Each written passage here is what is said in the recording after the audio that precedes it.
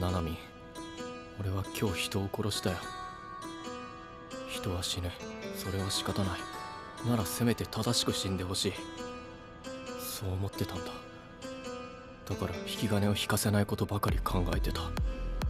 でも自分で引き金を引いて分かんなくなったんだ。Salut la team, j'espère que vous allez bien. On se retrouve aujourd'hui pour une nouvelle vidéo à propos de Jujutsu Kaisen. Bon, ça fait un petit moment, mais je reviens avec une grosse vidéo très importante. Je pense qu'elle va être un peu longue, donc installez-vous tranquillement. Aujourd'hui, nous allons nous intéresser au personnage principal de Jujutsu Kaisen, c'est-à-dire Yuji Itadori. C'est une vidéo que je voulais faire depuis longtemps, parce que pour moi, Yuji est un héros vraiment très intéressant. Si Yuji semble au début du manga posséder toutes les caractéristiques du héros de shonen classique, on comprend très rapidement qu'Akutami offre un développement inédit à celui-ci. En effet, dès le début du manga, on nous annonce la future exécution d'Itadori. On sait que son destin est de mourir dans un futur proche, et l'objectif de celui-ci sera de mourir sans regret. Mourir en ayant aidé le plus de personnes possible. Yuji ne souhaite pas changer son destin, il accepte sa sentence et décide malgré tout de s'efforcer à faire le bien. L'objectif que se donne ce personnage annonce déjà le ton de son développement qui restera toujours lié à la mort et à la solitude. Yuji ne se considère pas comme le centre de l'histoire et a un objectif très réaliste, certains diront même pessimiste. Il ne souhaite pas trouver un trésor, être reconnu ou retrouver quelqu'un, mais il souhaite simplement mourir dignement et sans regret. C'est un personnage qui évolue constamment et sa vision du monde se ternit au fur et à mesure de l'histoire. Itadori offre une vision inédite de ce qu'est le personnage principal d'un shonen et c'est ce que nous allons voir dans cette vidéo. Comme d'habitude la team, je vous invite à vous abonner et à activer la cloche de notification pour ne rater aucune vidéo. Beaucoup d'entre vous regardent mes vidéos sans être abonnés. Ainsi, si tu veux bien comprendre le développement du personnage principal de Jujutsu Kaisen, Yuji Itadori, tu es au bon endroit. Si tu es juste à l'anime, tu peux regarder cette vidéo sans problème. Je ne parlerai du manga qu'à la toute fin, mais je te préviendrai pour que tu puisses quitter la vidéo en toute sécurité sans te faire spoiler. Donc sans plus attendre, rentrons dans le vif du sujet.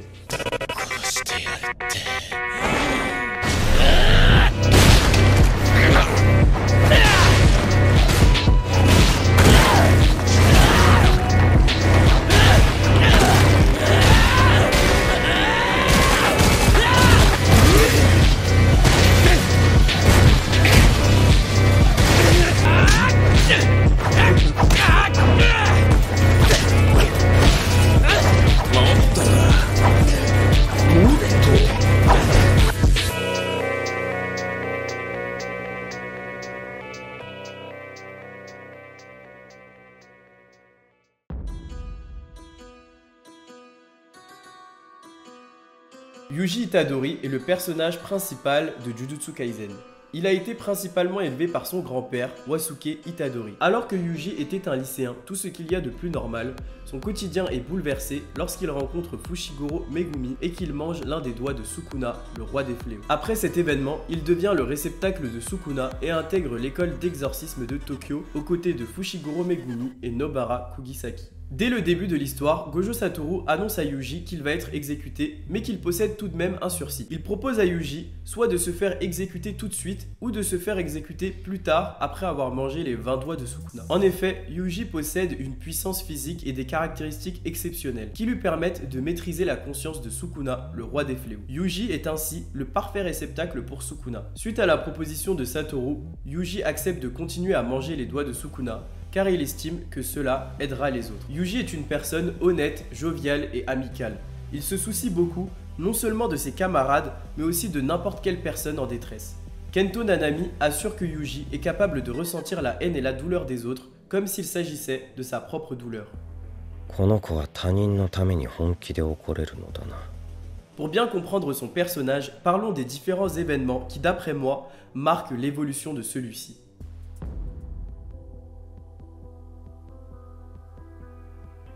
L'un des traits caractéristiques de Yuji est sa volonté de se sacrifier pour les autres. En effet, les derniers mots de son grand-père résonnent dans le développement du personnage. Wasuke Itadori lui demande de mettre sa force au service des autres. Il souhaite à Yuji de mourir entouré et de ne pas finir comme lui. Yuji est confronté à la mort peu de temps après le décès de son grand-père. Les camarades de Yuji sont attaqués par des fléaux et Megumi tente de les secourir. À ce moment-là, Yuji souhaite aider Megumi, mais il est paralysé par la peur de mourir. C'est ainsi que s'amorce la problématique du personnage de Yuji Itadori. Les derniers mots de son grand-père résonnent dans son esprit et il tente de définir ce qu'est une mort digne. Dès lors, Yuji réussit à trouver la force de venir en aide à ses camarades car il estime que ses amis méritent de mourir plus dignement. Il a conscience du fait que les hommes sont destinés à mourir, mais il pense pouvoir leur donner au minimum une mort digne. L'objectif du héros de Jujutsu Kaisen est donc d'offrir une mort digne aux êtres humains. C'est un objectif que certains pourraient qualifier de pessimiste, mais je trouve que c'est un objectif vraiment réaliste. Yuji a une vision très réaliste du monde, il sait que tout le monde ne peut pas être sauvé, mais il fera tout pour leur offrir une mort digne. Cet objectif reste encore flou dans l'esprit de Yuji, car il ne peut pas encore clairement définir ce qu'est une mort digne, mais il souhaite se battre pour sauver les autres.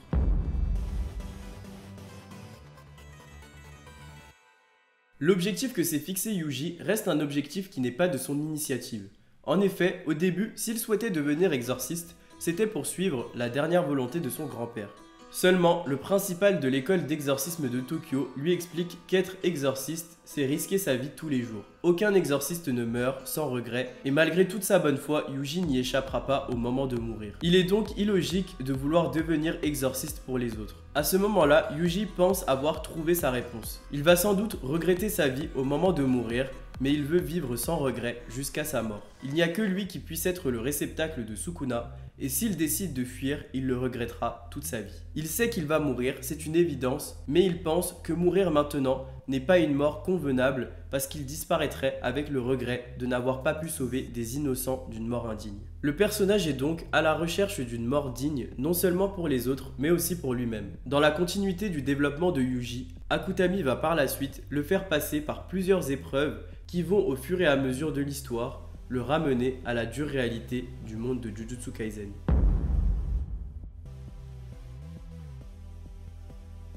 Pour la première fois, Yuji va directement être confronté à la mort. Lors de cet affrontement, il va prendre conscience de sa faiblesse. Il va regretter tous ses choix, exactement comme l'avait prédit le principal. À ce moment-là, Yuji regrette d'avoir mangé le doigt de Sukuna et remet absolument tout en question. C'est un moment extrêmement important car on constate un aspect très humain et réaliste du personnage. Il n'y a pas de mort sans regret pour un exorciste. C'est une réalité à laquelle Yuji est confronté face à sa propre impuissance. À partir de ce moment-là, Yuji réalise que pour choisir comment mourir, il doit devenir plus fort. Avoir une mort digne est réservé aux plus forts et par conséquent, Yuji fera tout ce qui est en son pouvoir pour devenir plus fort. Seulement, Yuji va rapidement être confronté à la cruauté du monde de Jujutsu Kaisen. Yuji va faire face à une nouvelle épreuve et celle-ci porte le nom de Maito. Le parallèle entre Maito et Yuji est très intéressant car Maito représente à la fois l'opposé et l'identique de Yuji.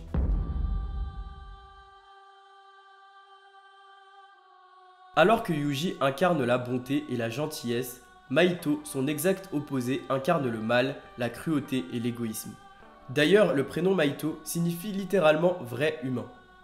Le combat entre Yuji et Maito marque l'affrontement entre les humains et les fléaux. Le parallèle entre les deux est d'autant plus marqué par le fait que Yuji, tout comme Maito, est en même temps humain et fléau. Ces deux personnages sont le miroir l'un de l'autre dans de nombreux aspects. Yuji et Maito sont tous les deux des nouveaux dans le monde de Jujutsu Kaisen.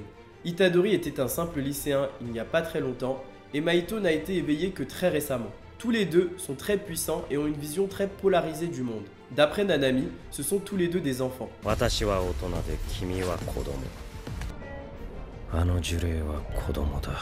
Ils veulent tous les deux devenir plus puissants suivant leur aspiration et leur conception du monde. Et enfin, Yuji essaie de sauver tout ce qui bouge, alors que Maito, au contraire, essaie de tuer tout ce qui l'entoure. Maito est l'incarnation du mal chez les êtres humains, et c'est la raison pour laquelle Yuji le déteste autant. La caractéristique principale d'Itadori est de vouloir sauver tout le monde, peu importe les circonstances. Maito, en plus de tuer les proches d'Itadori, l'oblige à aller à l'encontre de sa ligne de conduite. En effet, Maito contraint Yuji à tuer des êtres humains dont l'âme a été transformée. C'est un moment très difficile pour Yuji, car en tuant des anciens êtres humains, il va à l'encontre de son objectif. Maito devient son ennemi juré, car il ne respecte pas la vie des êtres humains. Il offre une mort indigne à des innocents, ce qui va clairement à l'encontre des principes de Yuji. Face à Maito, Yuji sombre dans la haine et ne pense qu'à une chose, le tuer.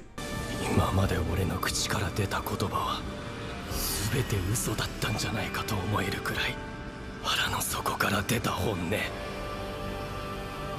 殺してやる。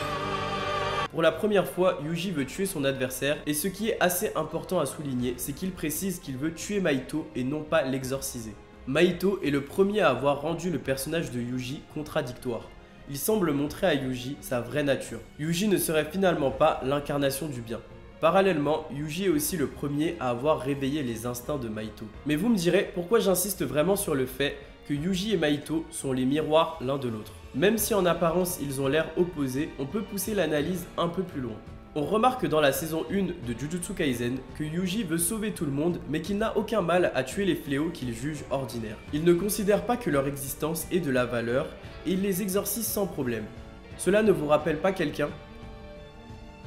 Mahito montre à Yuji qu'ils sont les mêmes mais qu'ils appartiennent juste à deux camps opposés. Le fait que la frontière entre les êtres humains et les fléaux ne fait que disparaître au fur et à mesure de l'histoire ne fait qu'accentuer le poids de cette idée. Mahito force Yuji à faire face à ses propres contradictions, sa propre hypocrisie. Ce n'est plus suffisant de penser que toute vie humaine a de la valeur, il doit maintenant trouver la réponse du pourquoi. On peut voir cette confrontation d'idées au travers du personnage de Junpei qu'ils ont tous les deux tenté de pousser dans leur camp respectif. Alors que Yuji s'était donné l'objectif noble de sauver le plus d'innocents possible, ce qui le rapprochait des héros de shonen classiques, Akutami va directement détruire cette idée. Il va briser toute idée de manichéisme dans Jujutsu Kaisen. On va observer comme une désacralisation du personnage principal de l'histoire. Yuji est un personnage réaliste et sa rencontre avec Mahito va provoquer une réelle désillusion concernant sa position. C'est-à-dire que Yuji va petit à petit se rendre compte qu'il ne représente pas forcément le bien et que sa place dans l'histoire est peut-être beaucoup plus simple et moins importante qu'il le pensait. Mais je reviendrai sur cette idée plus tard dans la vidéo. Même s'il ne peut pas sauver tout le monde, comment offrir une mort digne à ceux qu'il ne peut pas sauver? Que signifie réellement mourir convenablement? Après sa rencontre avec Mahito, la quête de Yuji s'approfondit encore.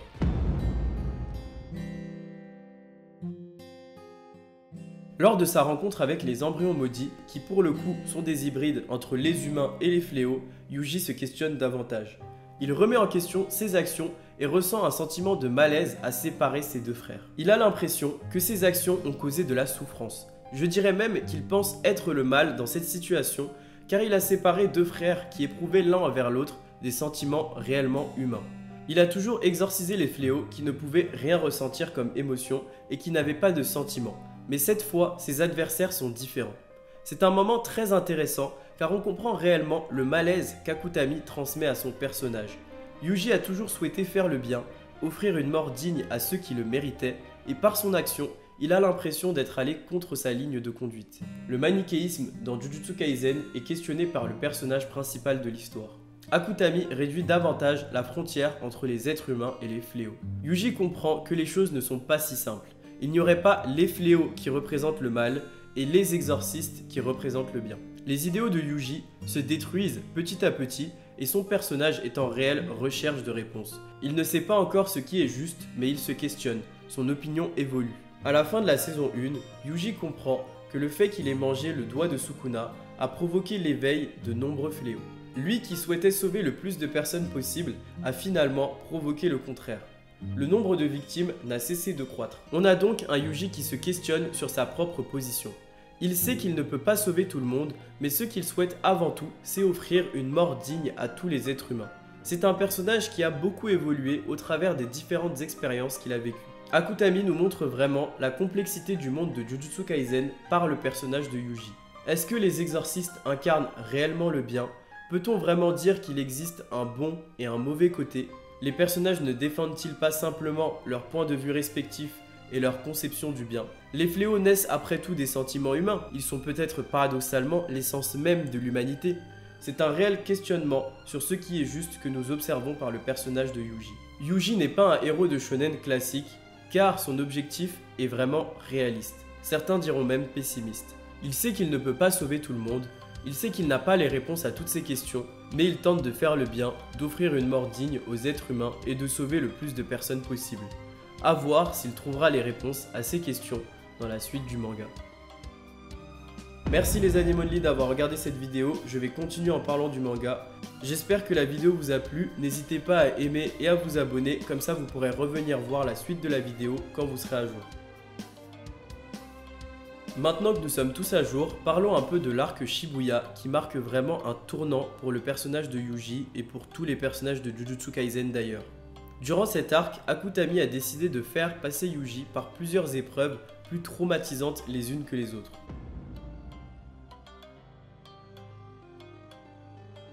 Le premier événement marquant pour Yuji lors de l'arc Shibuya est son combat avec Shozo. Durant ce combat, Yuji commence à réaliser son rôle. Il cherchait le sens de sa mission et c'est lorsqu'il combat Shozo qu'il a l'impression de l'avoir trouvé. Yuji n'a plus peur de mourir, car d'après lui, son rôle n'est pas forcément de sauver les gens ou de sauver Gojo Satoru. Il estime que son rôle est simplement d'aider les exorcistes. On pouvait déjà entrevoir l'idée selon laquelle Yuji serait un simple rouage dans le monde de Jujutsu Kaisen. Comme je l'ai dit plus tôt dans la vidéo, Akutami réalise une vraie désacralisation du personnage principal d'un shonen. Yuji ne se voit clairement pas comme le centre de l'histoire. Il est prêt à mourir et à se sacrifier s'il peut aider Megumi, Nobara et les autres. Il explique qu'il a compris son rôle et que ce n'est pas si grave si ce n'est pas lui qui sauve Gojo Satoru. Ce moment est très intéressant car c'est vraiment rare de voir le personnage principal d'un manga se mettre ainsi au second plan. Yuji ne souhaite pas forcément sauver Satoru lui-même, mais il souhaite simplement aider les exorcistes à le sauver.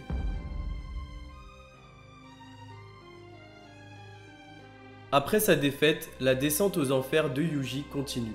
S'il se sent déjà coupable de ne pas avoir réussi à vaincre Shozo, il doit faire face au massacre provoqué par Sukuna qui a pris le contrôle de son corps après que celui-ci ait perdu connaissance. Sukuna a tué des milliers d'innocents et pour Yuji, qui souhaitait simplement aider les autres et leur offrir une mort digne, c'est un échec total. Il se rend compte qu'il a provoqué plus de morts que de sauvetages et c'est une réelle désillusion pour le personnage.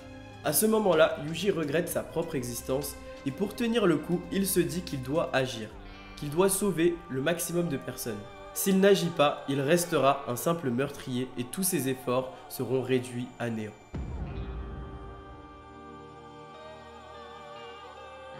Très rapidement, Yuji est confronté de nouveau à son ennemi juré Mahito qui se chargera de le détruire psychologiquement.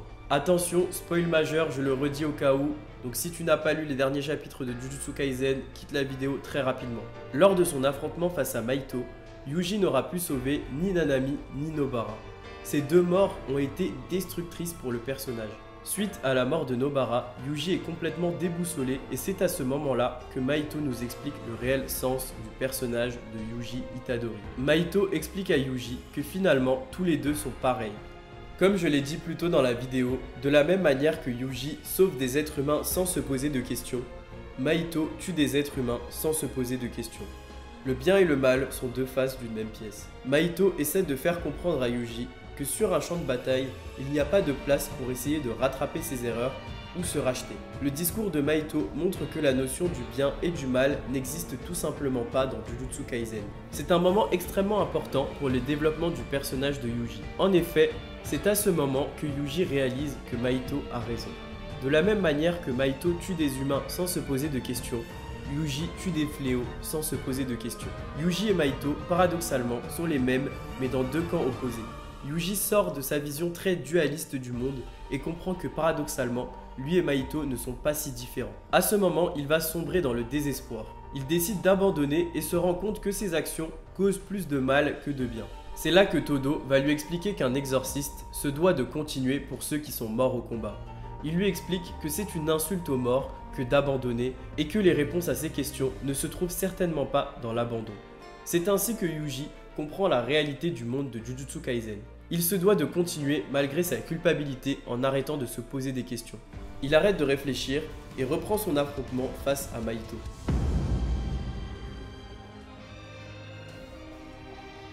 On arrive au point culminant du personnage. Il accepte sa véritable nature. Il se croyait différent de Mahito, mais maintenant il a complètement accepté son rôle. Le combat entre Yuji et Mahito est extrêmement important car Yuji comprend réellement qui il est grâce à cet affrontement. Pour moi, à partir de ce moment-là, Yuji montre que son développement est totalement inédit. Yuji arrête de chercher un sens ou une raison, il ne cherche plus à offrir quoi que ce soit à qui que ce soit, il a compris que son rôle est de se battre et d'exorciser les fléaux. Il ne souhaite plus se racheter ou rattraper ses erreurs. Yuji explique à Mahito qu'il arrête de se voiler la face. Il lui annonce « Je suis toi ».